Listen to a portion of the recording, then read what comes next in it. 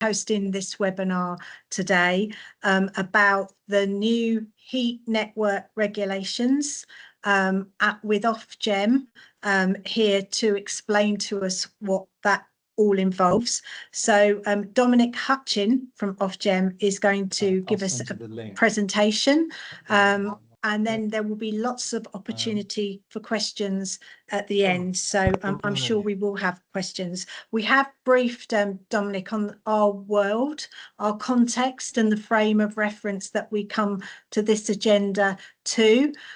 So he understands if we're mildly obsessed by what regulation means in practice, he knows that that's because of the world that we currently operate in. So the heat network regulations will start from the 27th of January 2026, and that's when Ofgem will start regulating that space. Today, the webinar is going to cover the basics, including what heat networks are, why regulation is being brought in, the timeline and the scope of the regulations, including registration. And you'll hear about the role of Ofgem and what you can expect. So there will be plenty of time for Q&A after Dominic's presentation. I'd also like to take the opportunity to introduce you to Neil Whiteman, who I can see on the call. He's the chair of our housing management group, where heat networks have previously been discussed.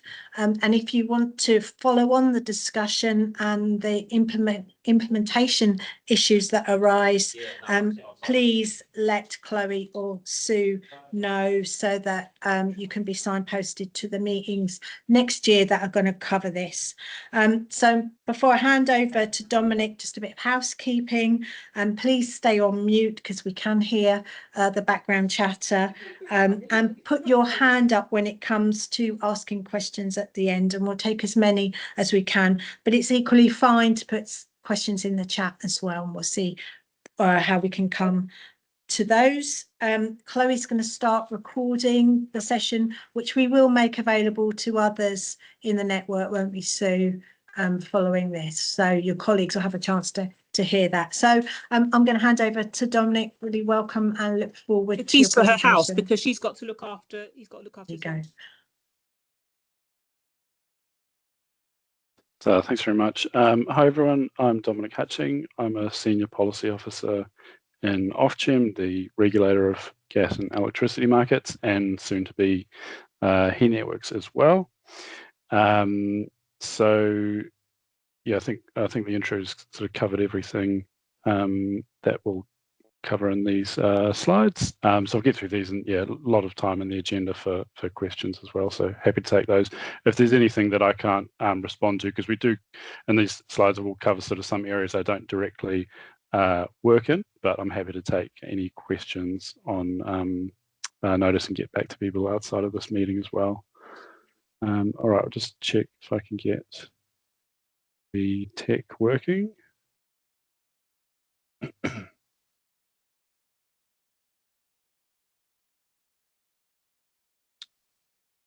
Perfect. Righto. Okay, excellent. And we'll just, I can see you all as well. That's good. Okay, cool.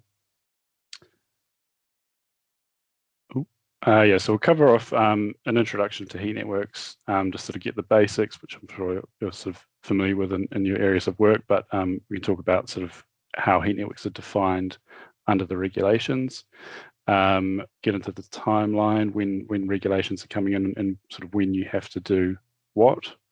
The registration process, which that's basically a transitional process for how we bring the existing market into regulation and allow them to keep operating. We'll go through the regulatory requirements, so how you meet those consumer protection requirements, and give you an overview of what's going to happen in the near future. So to get through sort of the basics of what is a heat network,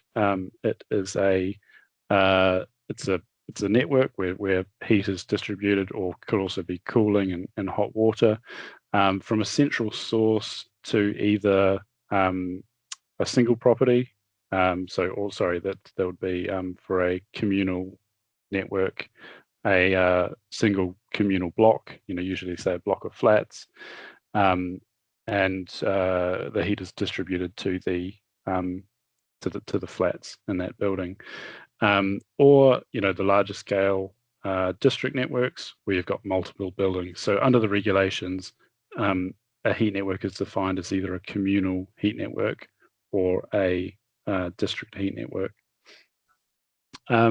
Roughly, there's sort of 500 to sort of 500,000 to 1 million consumers across Great Britain, and run by sort of roughly 3,000 organisations. So it's not a massive section of the energy market, but government's intention is that this will be part of the decarbonisation of heat, and we expect to see a lot of growth in the market in the coming years.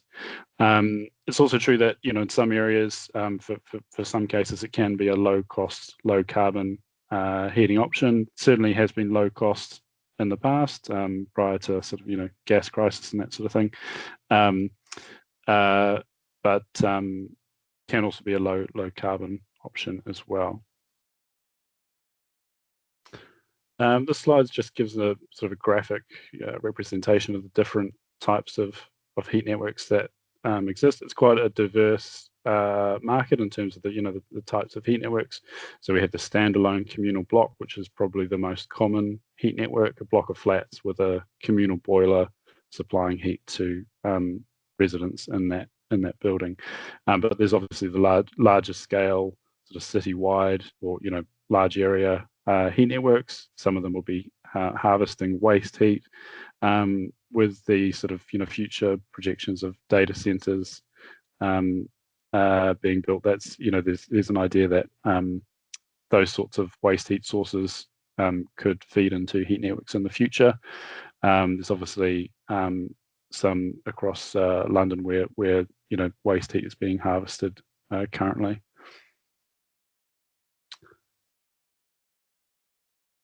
Sorry, skip that one there. So to give you an overview of the scope of heat networks regulation, so the principal objective really is to protect consumers, and the intention is that over time, consumers on heat networks will have similar protections to those in gas and electricity markets. And the way in which that's going to be achieved is by creating consumer protection requirements to drive transparency, fair pricing, proper billing practices, vulnerability, and so having regards to all those sort of issues which currently requirements under the gas and electricity market. The regulation of the sector is also underpinned by the technical requirements, which are led by government. And so technical standards will be coming in for both new and existing heat networks in future, and that will ensure the reliability and performance of heat networks. And yeah, just to note, there's obviously a lot of diversity in the heat networks market. It's quite a complex market in terms of we have a lot of different market segments, housing providers, and also companies which are specifically engaged in providing energy. There's a lot of different players and a lot of different kind of iterations of heat networks. So, and bringing in the regulations, we're sort of coming up against we're having to design a regulatory framework which caters to that diversity in the market. And to do that, we're looking at sort of different approaches in different contexts. And I'll get into the consumer protection requirements, but they're sort of more performance-based or sort of outcome-based rather than prescriptive-based. And part of that is to meet the requirements of the market where you've got all these different iterations. The regulations themselves, so what I'm referring to there is the regulations of the heat network market framework regulations, which were brought in became live in early 2025. So they set out the powers that that Ofgem has as the regulator to create these requirements and to undertake our regulatory activities. To give you an idea of exactly what's being regulated, so and the exemptions that apply as well. So where domestic consumers are supplied on a heat network, the full suite of consumer protection rules will apply. So the aim here is really mainly to protect consumers and mostly, domestic consumers. But there are protections for non-domestic consumers, and some of those break down across sort of subcategories like micro business as well. We have identified that there are some heat networks where the heat is being generated by someone for use with their own organisation. That's termed as self-supply, and there'll be some heat networks where that's the case. So, for example, perhaps hospitals or prisons and those sort of buildings. But where they supply non-domestic or domestic consumers, that category won't apply. There's also a classification for industrial heat networks. I'm not sure if any of the attendees here today would be engaged in industrial activities, but the nature of those types of networks means that the consumer protections won't apply if you are if it's a network where the heat is being supplied for use in industrial processes, and that's the purpose across the entire network. There are some exemptions, so specifically called out in the regulations are HMOs. That's just mainly to avoid confusion, really, but where you'd have a house of multiple occupation, which would generally have a shared heating system, because they're not considered to be sort of separated into separate premises. It's not within the scope of regulations. There are also in the regulations, it's called out that single converted buildings. So you might have a larger building that's been converted into, that's been divided in two or more. And where that has a shared heating system that's of a domestic capacity, so that's 45 kilowatts thermal, if that means anything to people, that won't be covered by that won't be within the scope of regulations either. There are some HMOs under the Housing Act that are defined, well, they're defined as HMOs, but they're converted blocks of self-contained flats. That's getting into the detail here, but that's under Section 257 of the Housing Act. But where an HMO falls under that description, it's not exempt and would be within the scope of regulation, because you'd have separate premises being supplied.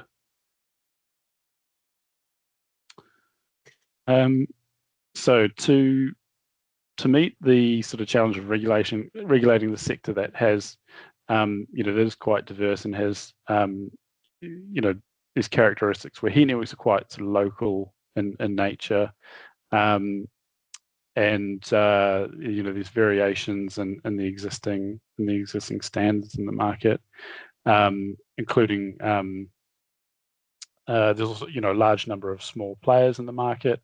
So what we're doing to address that is creating sort of a tailored regime. So we're taking a range of different regulatory approaches to make sure that all types of heat network can adhere to the regulations. And the way in which we're doing that is by, as I'd mentioned earlier, the rules, if you like, of regulation are sort of outcome based rather than being prescriptive. We're taking a proportionate approach to regulation, and that means that the the requirements of meeting meeting the regulatory requirements shouldn't be out of proportion with the outcomes that we're trying to achieve. We're also looking at the different market segments, and I think it's mentioned in a slide further on. So, for example, heat networks that use shared ground loops are a bit of a different kettle of fish to other sort of traditional networks. So, in an instance like that, we're taking a particular approach to regulation. There's also phased implementation of regulation. So at the moment, we're in this sort of transitional phase where the regulations have gone live, and people who are going to be regulated are encouraged to enrol with the Energy Ombudsman, and then January 2026, the authorization conditions, which are the rules of regulation, come in, and then January 2027 is the deadline for registration. But we'll get into that a bit more in the timeline. And we are also this is being rolled out as a digital process, so to make that engagement with us as simple and easy as possible. The high level sort of timeline. So the regulations came into effect, as I said earlier, this year, and April 2025 is when the consumer advocacy and redress schemes have gone live. So now, consumer advocacy organisations are starting to look at sort of what's happening in the sector. But at this stage, Ofgem doesn't have any role in sort of compliance or enforcement because the rules haven't taken effect yet. The authorization conditions take effect from January 2026. At the moment, we are finalising those requirements. There's a consultation that is wrapping up very shortly, I think, on the authorization conditions, and then we will make any required changes and publish those in a formal notice in January, early January 2026, before they come into effect. But essentially a year on from that will be the deadline for registration. That's when, if you are operating or supplying a heat network, if you are a regulated party, then you'll have to engage with Ofgem and give us the details of your organisation and your heat networks, and tell us about what you're doing, what your sort of practices and processes are that you have in place to meet requirements. From that point onwards, we changed to a system of obtaining authorization by application. So from January 2026, after registration wraps up, if you were if you're beginning to regulate activity on a new heat network, you'd first have to apply to Ofgem for authorization. For all of those that are that have this requirement to register by January 2027, those parties are all automatically authorized under the regulations. So you don't need to do anything to become authorized if you're currently operating a heat network, or if you are intending to between now and the registration deadline. If you begin operating a heat network between now and the registration deadline, you become operated as soon as you begin engaged with the activity. From 2027 onwards as well, that's when data monitoring commences. But we would expect that over 2026, organisations start getting their processes in place. So when it comes to providing that data in the future, they're all set to do so.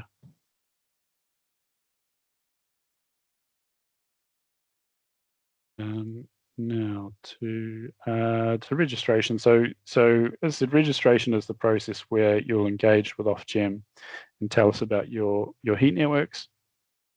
It's part of this these transitional provisions. So the existing market can come into regulation without needing to actually apply for authorization. It enables you to keep operating because the regulations say you need to be authorized to operate or supply a heat network. That process, the process of registration, will there'll be some information provision requirements. I've got a slide that sort of goes into a bit more detail than that, I think. But essentially tell us about your organisation, what sort of customers you apply, and some basic technical details about your heat networks. We are going to use that information to get an understanding of the current practices in the market and establish this baseline from, okay, so here's how people do or don't currently comply with requirements, and then we can take steps to address that. And that will be that process will happen through our digital service, which will be available from spring 2026. So you're required to register if you're engaged in the either of the regulated activities for a heat network. Those are operating a heat network or supplying heating, cooling, hot water by means of a relevant heat network. And the term relevant heat network is just the heat networks that are covered by regulation, because there may be some instances where something might sort of be a network of pipes, but it's not actually relevant to the regulation. So, for example, those exemptions that I mentioned earlier. We currently have draft guidance out for consultation on on registration. So it sort of goes through discussion of some of the scope and sort of the high level steps of how you'll register and what information you'll need to provide.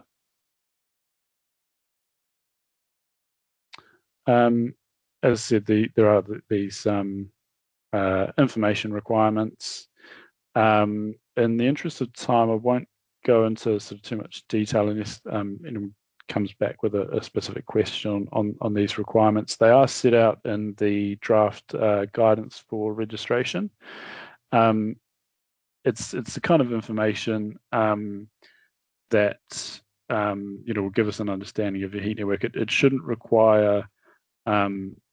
It's not highly technical. There are, I think, there's sort of the odd question about sort of capacity of your heat network, and sort of when your heat network began, commenced service and things like that. But it's not highly technical. It does focus in on how you are meeting the consumer protection requirements. So, for example, on consumer vulnerability, we would ask, do you have a priority services register or an equivalent, which may be the case under housing in place? And declare if you are sort of, if you were to respond to such a question as that, no, I don't have a PSR in place, that won't prevent you from completing registration.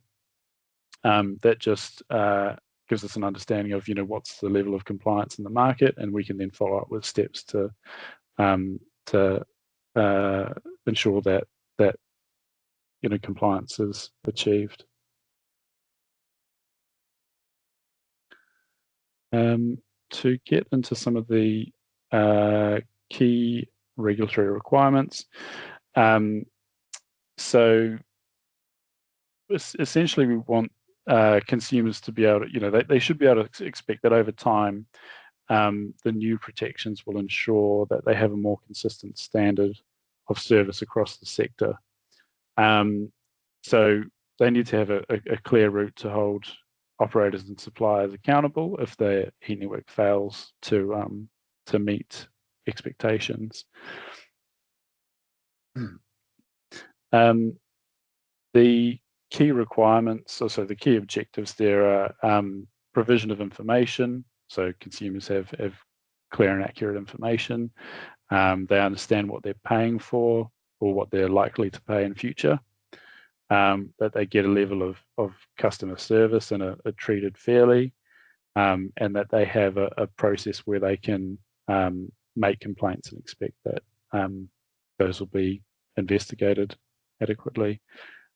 We are bringing in fair pricing principles, and it will take us a bit of time to, I suppose, get the data across the market in terms of, where prices are being set. And there was a recent consultation on fair pricing, and I think colleagues of mine are currently working on the response to that consultation currently. And yeah, essentially consumers should expect to receive a reliable supply of heat. Interruptions should be reduced. A lot of that's underpinned by the technical requirements as well. And these requirements, the way in which these are implemented is through authorization conditions. They're the rules that come into effect from January 2026, and that are currently out for a final consultation before we formally publish the final authorization conditions. Each authorization condition should be supported by guidance, and the guidance gives an interpretation of the authorization condition. The authorization conditions are sort of quite legalistic, so the guidance will help you interpret the requirements that are set out in those conditions. So, for example, there is a authorization condition for registration, which requires people undertaking regulated activity to register by the deadline, and it sets out some other requirements around sort of how they should do that. The accompanying guidance then gives more detail and interpretation to that condition.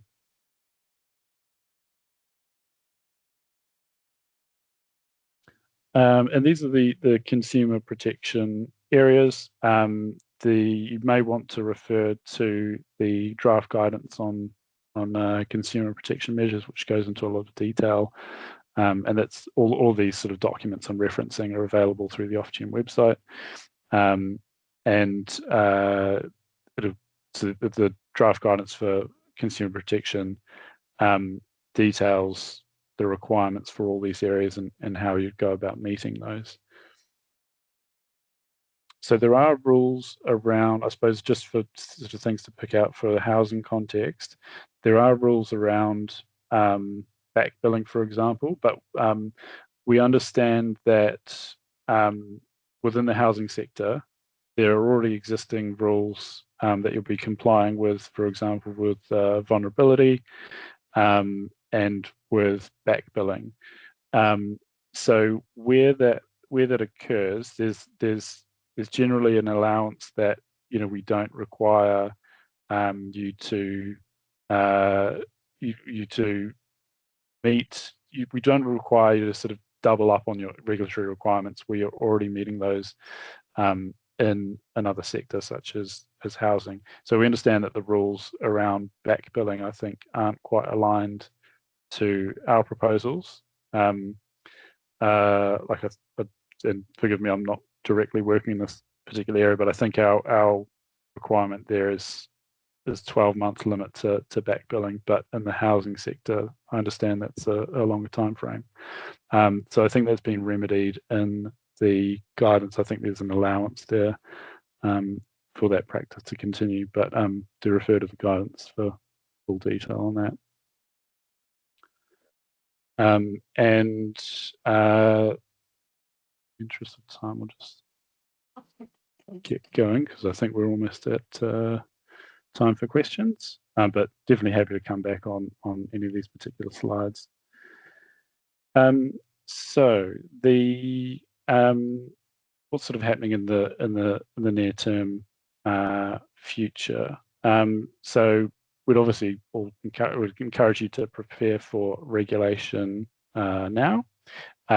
So it'd be worth reviewing the draft authorization conditions and also the accompanying guidance and before those come into effect in January. And also worth reviewing your existing practices and identifying where you might need to make changes to meet the incoming requirements. If there are any sort of relevant consultations that are still open, so for example, the registration consultation is open, sorry, registration guidance consultation is open till the 15th. And I think the authorization conditions consultation, I believe, is open for maybe a week longer from now. So if there's any feedback, please do engage with those consultations. Oh, thanks. I think Amanda's helpfully put some links in the chat as well. And then, taking action, identify the steps that you can take to ensure that you meet the requirements, and would encourage you to focus on outcomes for consumers. Remember, it's these requirements are outcomes based, so there may be a number of ways to demonstrate that you're meeting the requirements. So, and beyond next January, we currently have a part of our team is sort of working on monitoring, enforcement, and compliance, which are sort of the follow-on activities. We'll be, as we sort of have registrations coming in, we'll be looking to update guidance and help people registering understand the requirements. We assume that we will have to update guidance. It'll be a bit of an iterative process, and there may be some conditions that sort of require tweaking as the regulations bed in. And that just lists some other areas of the framework. I'd mentioned the HMTAS, the technical standards framework that's government-led. I believe there's an upcoming consultation on those technical standards in the near future. The government have published the draft technical standards for new heat networks, which are based on CP1, which is sort of previous industry standard that you build to. Would encourage you to have a look at those. Generally, the outlook for technical standards is that new networks that are sort of going through design and construction will be assessed against the new standards, but there's a lot of allowance for existing networks to take time, a number of years to bring up to standard.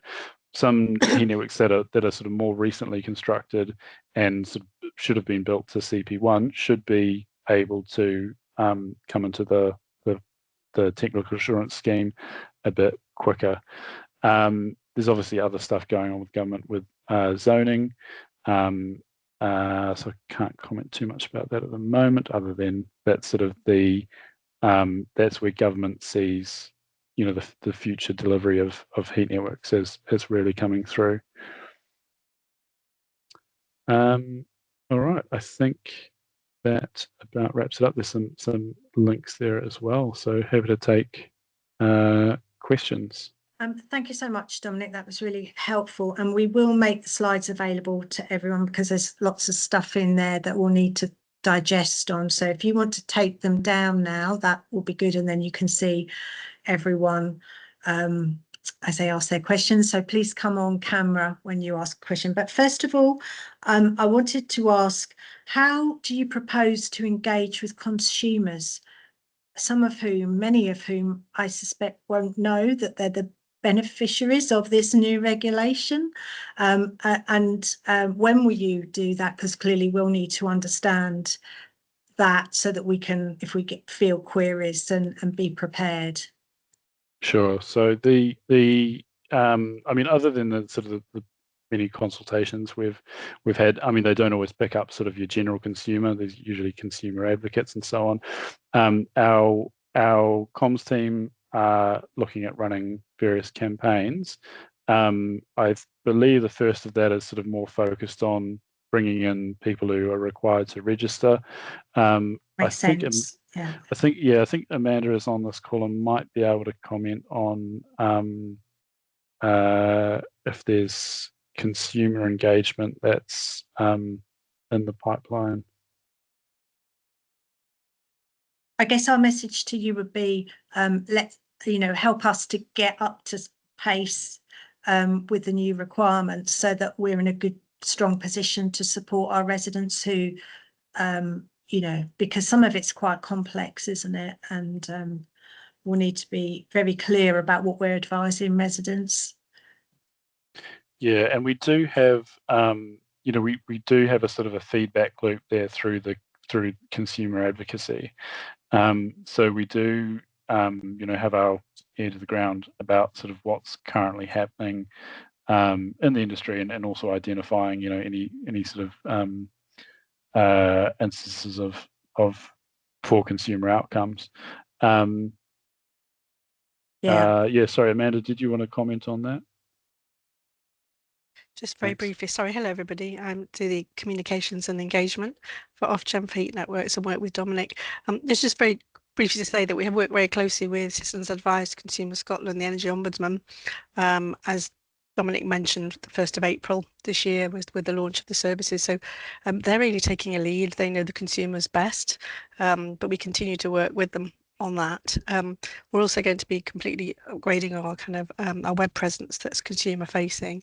But I think the other point that I'm quite keen on thinking about a bit more and getting feedback on is that there'll be an obligation in a way.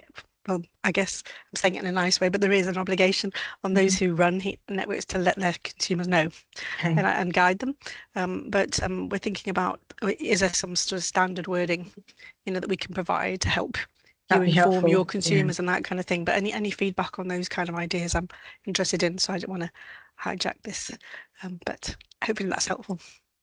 Thanks, Amanda. And yeah, so I think a lot of that will come through sort of the billing and transparency and the kind of information that we're saying you'll need to provide your consumers, or the sort of amount of communication we would expect to have with consumers as well.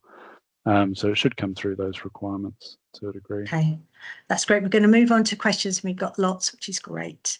So Kimran, do you want to say where you're from as well? That would be helpful. Hi, I'm Kimran. I'm from Royal Borough of Kensington and Chelsea, and I'm a project manager. I just wanted to ask for some clarity on that timeline overview that you showed earlier. I was a bit confused in terms of just with the customer data reporting. I think you mentioned that you wanted to start recording from January 2027, but from the guidance that was released on the 19th, I wasn't sure if that was supposed to be from when do you, sorry, the question was official, like we need to be registered by January 2027, right? But what I've heard is that from April 2026, you want us to backdate our data from April 2026. Is that not the case anymore? And we can start recording from 2027 onwards? So the expectation is that once the requirements come in early next year, you would take a look at, do you have everything set up to record the data points that you're going to be required to report in future. And I did ask my monitoring and data colleague just to clarify this, because I thought this would come up, and Yeah, in terms of the backdating, yes. So the so I did ask to clarify this, but let me just double check. Okay, so from so the rules are coming into effect. The authorization conditions from January 2026, but data will need to be collected from April 2026. So when monitoring comes on, it won't need to be reported at that point, but we'd expect that you'd have your processes in place and you'd start to collect that monitoring data. So when monitoring comes online on the digital service later in 2020, sorry, I have to double check the date from that, but you won't be able to report if you haven't registered. But the expectation is when that requirement comes in, you'll be able to backdate to April 2026. So if you familiarize yourself with the requirements from January 2026, begin recording those data points from April 2026 and be ready to report those data points once you've been onboarded into the digital service through registration. Right, thanks. And just to clarify a bit further on that question, you said that we could, sign up between Jan 2026 and 2027, but you said, if for some reason, for example, we didn't have a PSR, we could still sign up. So if we didn't have a PSR, in September 2026, for example, is there any is there any penalty or is there any repercussions of not having those data points between April 2026 and January 2027? Because if we're not set up to have that data yet, I don't understand exactly how that Sure. works. So the rules apply from Jan 2026. So from that point, Ofgem can take compliance action or enforcement action where there are breaches of the rules. However, that's during a period where we want people to come to us and tell us about their heat networks and what their practices are. So there's a certain amount of we expect that industry will take some time to get to grips with the rules. In terms of sort of any penalty applying, I mean, that's sort of a case-by-case basis, but we do expect that industry will take time to come to grips with the rules. What we're saying is from April 2026, we would expect that you have those processes in place and to begin recording those data points. If you then, subsequently go on to complete your registration and tell us that you don't have a PSR, well, you're effectively declaring non-compliance. But we are in this transitional phase of regulation, and I think we can say that we're looking to educate the sector about what the requirements are and help them meet those requirements in the first instance. We will, of course, look to take action where there's egregious breaches of the rules and very poor outcomes for consumers. But our focus, especially for 2026, will be getting people to register with us and getting a picture of the market. So, there will be some understanding, I think, as industry gets to grips. Okay, thank you. Good, thank you. We're going to Tom. Hi everyone, thanks Dominic for the presentation. I'm at London Southwark. I've actually got loads of questions, but I'll keep it brief because I know there's a long queue of people here, so I'll go to the back of the queue and ask a further one in a minute. But if I could just follow up from Kimran's one to start with, please. Is there actually a definitive list of monitoring and data points available at the moment? Because I haven't found one. If there is one, that would, because for me it sounds similar to Kimran at RBKC. That's the thing that makes me most nervous, is feeling like we might be required to report on data points that we don't currently collect. But if that starts in April, there's very little time for us to get the sort of measuring processes in place for that. So if there is a definitive list of data points, that'd be great. Thank you for posting that. And then my actual question, which I was going to ask, was is it yet confirmed if heat supply agreements are going to be a definitive requirement? And if so, is there going to be a need for separate heat accounts? Because at the moment, we currently have most people billed through tenancy agreements and lease agreements, and just one either rent account or service charge account. Thank you. Sure. Yeah. Just on the first point, so I've posted the link there to the consultation on data reporting guidance. That's linked to the consultation document itself. But if you want to see the guidance itself, unless it's included in the appendix, no. Yeah, sorry, you might just have to just search for regular data reporting guidance and through our website, and you should be able to find the latest consultation on that, which I believe sets out those data points. Sorry, Dominic, is that a confirmed list or is that a consultation list? There should be. Sorry, let me just check if that response has actually come in. I'll tell you what. I'll have a look and just confirm the status of that. I'll just do that in the background and as we proceed. But once there's a response to that consultation, I'm not sure if that's actually been released yet. Once there's a response, that will be the definitive list. But if you have a look at the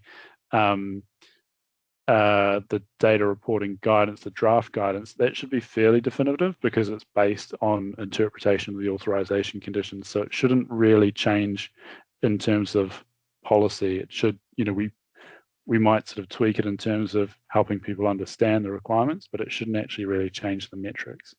I'll see if I can find a link for that and paste it. In terms of heat supply agreements, yeah, I mean that's obviously a big one for housing because we understand that heat is supplied through the your legal requirements and other means. So at this stage, there's not a requirement, I believe, to have a heat supply agreement. I think that's covered under, we expect that the supplier would have either a heat supply agreement or an equivalent. So that would cover off, practices in the housing sector. In the long term, I understand there's sort of a want to sort of separate out heat charges from service charges, but that's a very complex area which colleagues of mine are sort of working on and engaging with MHCLG. And I think that's sort of the outlook for the long term, but at this stage, we're not expecting that to be occurring.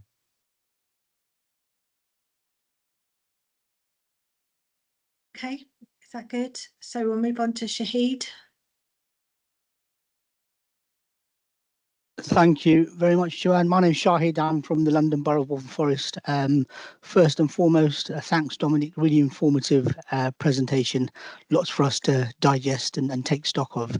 My particular question was just specifically around complaints, and I think you briefly touched on it in your presentation. Just read some clarity around, the role of Ofgem around those escalating complaints, and whether there's any planned engagement or comms around making that clear to residents, and perhaps that's something that you might be able to share with us. I'm just mindful that obviously next year isn't far away, and we might want to start planning some proactive comms to our residents, just so that they're clear about the routes in around complaints handling. I suspect at the moment lots of our residents, obviously they'll exhaust our complaints process first and foremost, but then we'll probably go to the housing ombudsman for escalation. But obviously it sounds like there's a role here for Ofgem, particularly around kind of heat supply, metering, billing, etc. So yeah, just anything around that, and whether we need to start signposting and putting things up perhaps on our website and other channels to ensure that residents are clear around where to escalate complaints relating to sort of heat supply. Thank you. Sure. Thanks. So the requirements are essentially that if you are supplying, if you're a heat network supplier, you should have a process for receiving and addressing complaints. And there are requirements that are, for what that process should entail, that are set out in the authorization condition for complaints. You can also refer to the consumer protection guidance, which will help you understand those requirements. I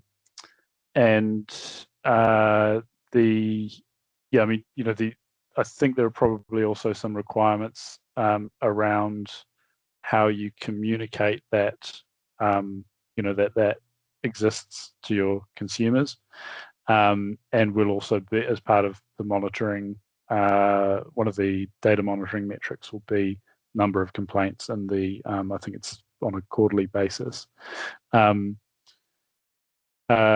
There's also, under the standards of conduct requirements, where there are, there's the potential for multiple parties, I suppose, to be involved in heat networks. And as I said, there's these two regulated activities of operation and supply. There may be some instances where that responsibility is split across two different parties. So there are some requirements under the standards of conduct, where those parties should also cooperate to resolve complaints, because we understand that while your organisation might be interfacing with the consumer, so you're going to receive the complaint, you may need to talk to another party, which is sort of engaged in the technical, day-to-day operation of the heat network to have those resolved. So yeah, I'd say refer to the consumer protection guidance for the full detail of those complaints, but essentially you should have a process to receive and resolve those complaints, and be onboarded with the energy ombudsman in case there are sort of escalations to those complaints. Great, thank you. Great, thanks, Rafe. Hi there, thanks for all of that. Yeah, Rafe Bertram, Enfield Council. Questions about, I put it in the chat, but questions about, just clarify that ground source heat pumps, like the Kenza, the shoebox system, are not part of the heat network metering and billing regs, because all the costs are paid directly by the residents. I just wondered if there's been some conversation about that, but I just wanted to sort of check with yourself directly that my understanding is right. Yeah, I'll go into this. So there are so ground source heat pumps, where they are a shared system, are within the scope of regulation, but we are, because this sort of particular market segment, it's quite technologically different. The cost structures are very different as well.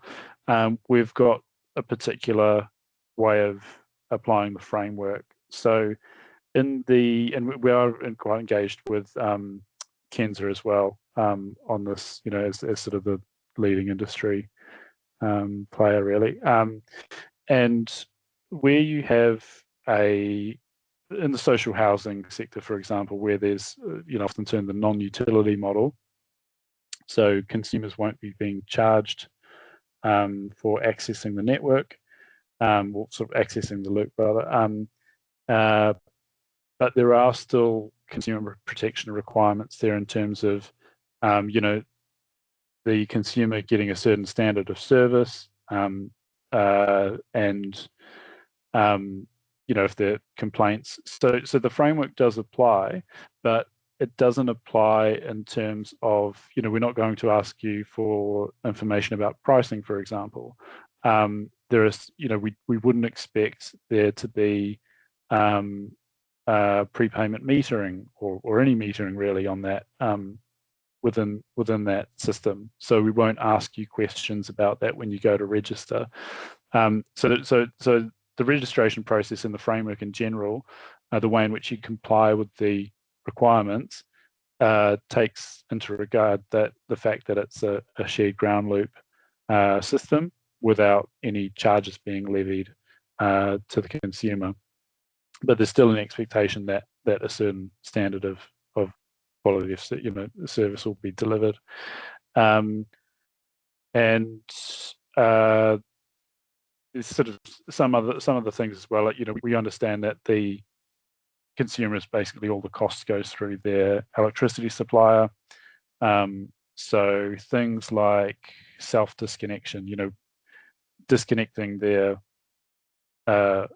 from the loop isn't going to do anything for the amount they pay. We expect that that's going to happen through their energy supplier, their electricity supplier. So we don't apply that particular part of the framework. This is covered off mostly in the draft registration guidance. So would be, that is still open to the 15th. So would be keen if you have any feedback on that particular issue. But yeah, we're in the social housing context, essentially to ensure that consumers have that level of service, but the aspects around charging don't apply. Thank you. Really helpful. Thanks so much. Yeah, thank you. Anthony. Thank you. So Anthony Jones from Westminster City Council. A couple of my questions were asked, but I did have one about reliable heat. You mentioned there the HENTAS requirements coming in. So under that, when you can't achieve them due to the age of your network and design of the network, you'll go through an end of life. So I just wanted to check from day one, as in Jan next year, what are you expecting from the reliable heat part? Because we probably couldn't achieve those. I think there's like one unplanned outage and 2 or 3 planned outages. We probably won't be able to achieve those with the age of our networks currently. Yeah, no, that's understandable. And so yeah, so the technical assurance scheme is government led. So our role, well, Ofgem won't really have a role in other than in future, we will require that new applicants, for applicants people are applying for authorization for new heat networks, will have met the technical standard before they apply to us. So that's fairly down the track and applies to new networks. Government is intending to put out a consultation on the technical standards in the near future. So they won't actually come into effect until, well, after registration is, after the deadline for registration. So currently, none of the authorization conditions that come into effect in January 2026, none of those impose any requirements around technical standards. In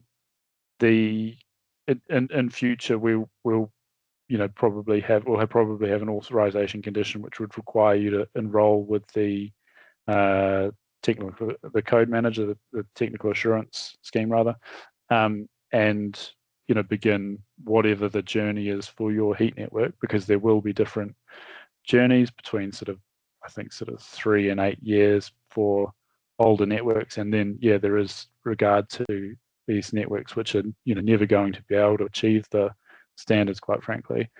So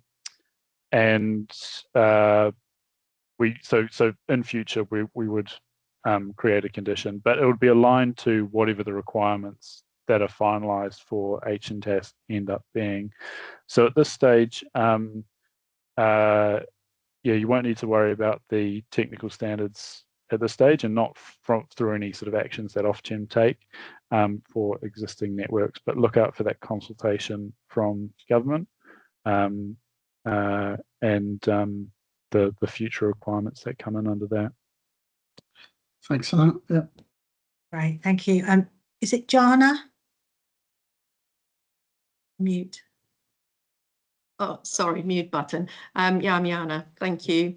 My question is around a consultation that we've done earlier in the year, not much earlier, but it was quite clear that local authorities are not seen as not-for-profit organisations although housing associations have been classed as not-for-profit. And I'm just wondering if there's been any progress on that, because clearly we are not-for-profit, and it has quite a big impact on us if we are seen as profit-making. That's my first question. My second question is kind of linked. It's about back billing. Leaseholders are, that's the cohort you're talking about earlier. We have Section 20B applies to them. We can back bill them, if you like, for 18 months. So, but the 12-month rule that Ofgem is talking about will apply to our tenants. So clearly that is a big impact on the housing revenue account. So that's so there's two aspects that I just need clarity on, whether we are seen as not-for-profit or whether we are seen as for-profit. Sure. So the latest on this, and I think that where that's settled is that we don't actually have regard at this stage in terms of the way in which we're sort of looking at different market segments. I think we've moved away from looking at for-profit, not-for-profit. We might still gather some information in terms of what an organisation is, but we are, as I understand it, looking at local government as their own segment, including where they operate housing as well. So yeah, so I don't think that it has any, as far as I'm aware, that doesn't have any implications in terms of application of the framework. I suppose it comes into in regards to the pricing aspect, the fair pricing rules. I believe should identify you as a cost pass-through organisation, and they should have regard to that. So while I'm not into the sort of the depth of the fair pricing policy, and I know that they're currently preparing a response to their recent consultation, I'd probably look out for that when that comes out in the near future. But I think it breaks down in that way, and that also comes into play in terms of financial resilience. The requirements around which they're basically designed to replicate the sort of to avoid what's happened in the electricity and gas supply market in recent years, where supplies have collapsed and it's led to big issues in the market. We're looking to somewhat replicate those rules by ensuring that organisations that are operating and supplying heat networks have substantial funds to continue their activities. But when it comes to local government, we understand they've got a totally different set of financial rules and practices to companies. So my understanding is those rules, for example, take into account local government as a market segment. Thank you. Okay. Did I answer it? Sorry, did I answer your first part of the question? Did I cover that both? You did. I think back billing is still it's an obvious worry for me, because we are being billed by our suppliers, and when we get those bills, we have no choice at the minute but to pass them on to our customers. And if we can't pass it on to our biggest customer group, it means that money will have to be funded from the housing revenue account. In other words, our tenants' rents will cover that cost. So it's just I think it is a real worry as to what that impact might be on other customers that not necessarily on heat networks. Yeah, no, I understand. I don't actually know off the top of my head, but my last sort of understanding of where that policy was at is that we were taking into account the fact that our intentions for the 12-month back billing rule aren't aligned to practices in housing, and I believe there was an allowance for that to continue, but I probably don't hold me to that. Have a look at the guidance on consumer protection just to confirm whether or not what the expectations are. But I don't think it'll be, if it is moving towards 12 months, I don't think it'll be a sort of a hard and fast changed. So maybe just refer to that guidance to confirm. Brilliant, thank you. Okay, Kimran, and then Tom, I'll give you a chance for any final questions after that if you wanted it. Kimran.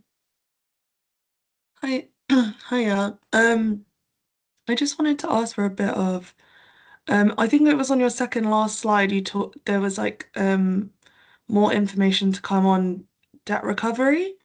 And we did, as for RBKC, we did respond to, you know, the customer protections consultation, I think, between September, October as well. And there wasn't really, I think our feedback was, you know, there wasn't actually a clear pathway to any debt recovery, which can be, you know, quite challenging when, you know, our main consumption base is you know, social housing tenants. And then we're also worried about in terms of, you know, how do we financially support residents who are going from, you know, a pool charge to now a consumption-based charge. So I was just wondering if that, what was on your slide is if we could hear more about what's to come in terms of that information, and if that covers any of those, you know, hesitation points and, you know, query points. Sure. So and for that, I'll just quickly bring up that slide actually. Yeah, I think this was the one. So yeah, debt recovery and socialisation is government policy. So I'm afraid I'm not aware of where exactly that's heading at the moment.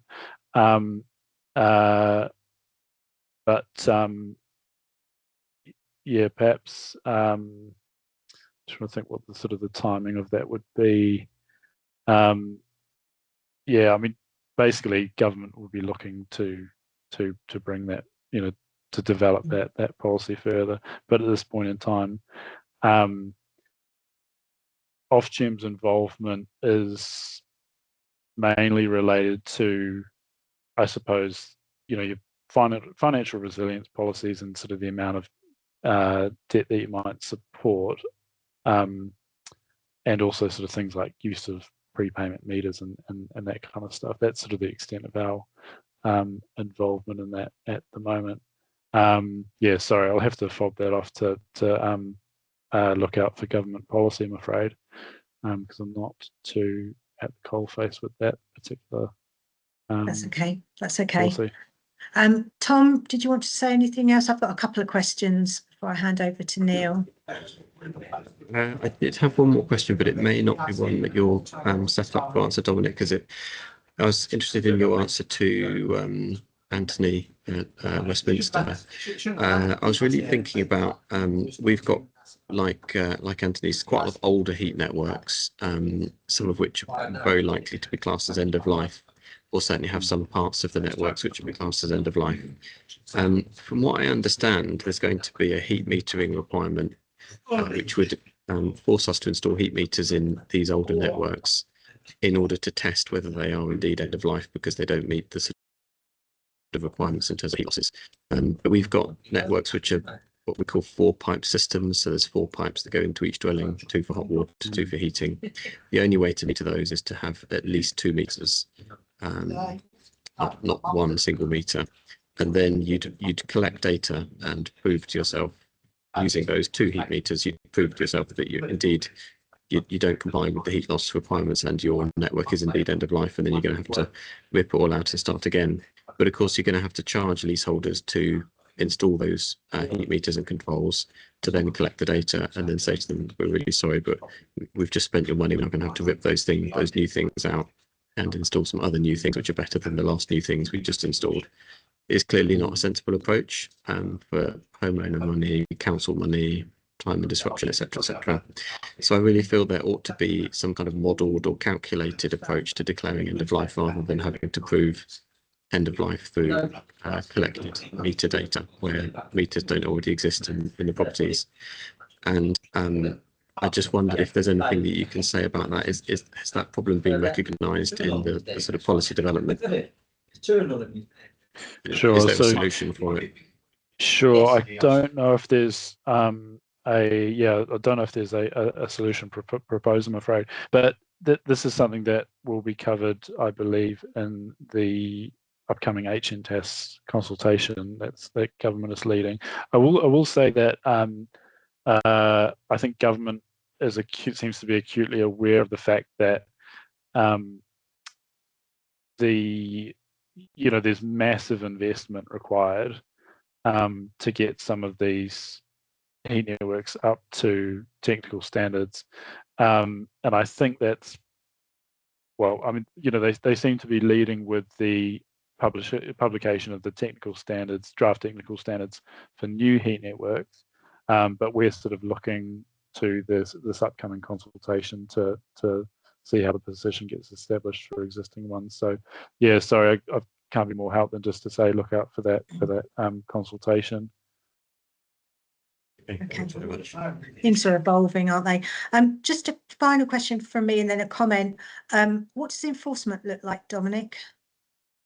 Sure. So we're ramping up our team at Ofgem sort of grown substantially fairly recently, as we've onboarded a bunch of colleagues who are involved in enforcement, and they're starting to prepare the ground for what those sort of practices will be.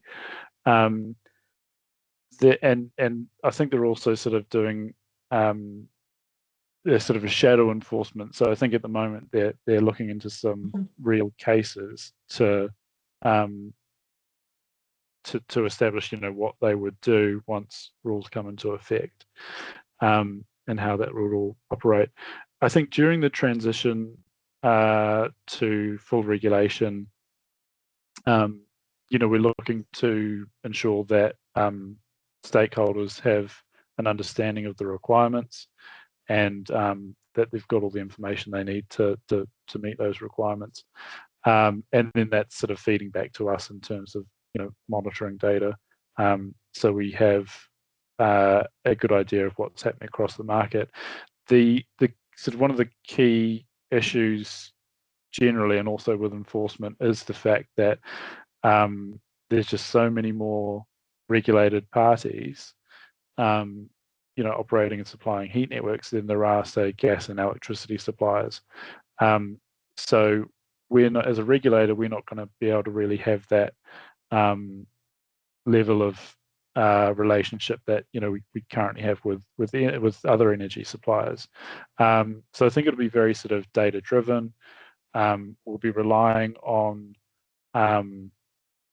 the feedback that we get through the consumer advocacy organisations to sort of highlight the most egregious areas of non-compliance and poor consumer outcomes. I mean, I haven't sort of worked too much in the enforcement space, but there's, we have the powers there to impose penalties, but we're very conscious of the fact that that could be passed on to consumers. In the longer term, there is also development of guaranteed standards of performance, which would potentially implement compensation to consumers for interruptions, and so on. And I think Amanda's also just put in the chat there the enforcement guidelines and penalty policy. So okay, that would probably be a good one to look for, and probably a bit more knowledgeable exactly than me. But we're very conscious of the fact that it's new regulation, but there are areas of the market where consumers have got really poor outcomes. So I think it'll be quite a targeted approach, and sort of looking at getting that intelligence from our consumer advocacy organisations, and then sort of looking at big data sets to see where there are problems sort of across the entire market that we might need to address. Okay, so you're not looking at a lot of money as a sanction initially, is there? I think, it'll be, I think it generally would be our preference that various stages of engagement before that. Yeah, and that issues, are addressed. And then we look to sort of penalties. We ultimately have the power of revocation, but at the end of the day, you know, that's a very extreme outcome to revoke authorization, because of course there would be consumers that were, you know, being supplied. So that's sort of something that's there, but would be a very extreme outcome. Okay, that's great. And then finally, did I hear you say that there would be digital interface when we come to the registration process? Is that right? Because one of the things we've learned with the building safety regulator, who set up their platform on that basis, was that that did lead to sort of quite a lot of problems not being tackled, quite a lot of queries that remained unresolved, and generally a kind of feeling that we weren't working with the regulator as well as we could. So if we take anything from that learning, I would say if there can be some in-person contact, that would be very helpful, especially in the early days of the process. Yeah, definitely. And yeah, sorry, you did hear right there. So there will be a digital process, a digital service for registration, and in future there will be, you'll be able to engage through the same digital service to complete your data monitoring, and any other sort of requirements around there. And as you know, as this next period goes on, we will still be engaging with, you know, peak body organisations. So we expect to get feedback as these services are rolled out. Our digital team have done quite a lot of user testing for the service, and I expect that'll continue as we deliver sort of iterative updates. Okay, great. So I'm going to ask Neil Whiteman to come on just to summarise any kind of follow-up work and actions that we're going to take through the housing management group, if Neil's still here. Yeah, I'm still here, Joanne, thanks. Cool. So as Joanne mentioned at the beginning just then, so we've got a London Council's housing management subgroup. We have had some conversations around this in the past, earlier this year, and I know some of the colleagues on the call have been part of that. So we're going to take this line forward. There's lots to do, as we know, but I think for the housing management group, we really want to be focusing on thinking about the processes, getting, you know, that sort of the April date in terms of processes and the data requirements, but also thinking about making sure that we're ready for the consumer protections as well. So I think those are the sort of three areas that we want to focus on. Probably less so on the technical standards, because that's not our strength in terms of housing management. That's not, but we probably need to look at that. And Amanda, if I can, I'd quite like to come back to you in terms of the sort of the resident engagement bit as well. So we're really keen to sort of make sure that we work with our residents and that comms piece. So that would be really good if we could do that. Okay, Amanda. Yeah, absolutely. And I was about to put my little hand up and my face on anyway, because I was going to also add that we are developing, or well, basically we're an open book at the minute about ideas about teaching programs, support models, support products. You know, we appreciate that this is a bit of a journey everyone's going to go on. So if your housing group is also thinking about that, you know, about what sort of all the members of this group might need, we're looking at potentially, say, for example, training on registration or training on monitoring, or, you know, if there are other areas that come forward, that other needs, please feed them into us. Well, to me directly, or I'll pop an email for our team in the chat in a minute. But yeah, anything to do with that, we're happy to sort of take ideas on board and have further conversations, either creating like bespoke things, or we'll create teaching programs that will be available to anybody, all e-networks, you know, for example. So yeah, just putting that offer out there, that we're keen to hear what people need for this transition. That's really helpful, Amanda. And vice versa, you know, we have, as you know, we've got some really well established tenant and leaseholder groups. So, you know, we've got a real access to the consumer so they'd be really keen to be involved in particularly some of the comms that go out more widely to other residents. So that'd be really helpful. That's a great idea. Okay, I'm going to draw it to a close now. So just want to really thank you, Dominic, for your presentation and for fielding the vast range of questions we've given you, and also to Amanda. We do look forward to working with you next year and making this a really successful outcome for our residents. So please keep in touch, and if we can help in any way, then let us know. Okay, thank you very much, Excellent. everyone. Thanks very much. Thank you. Thank you. Thank you. Thanks a lot. Bye bye. Thank you. Thank you. Thank you.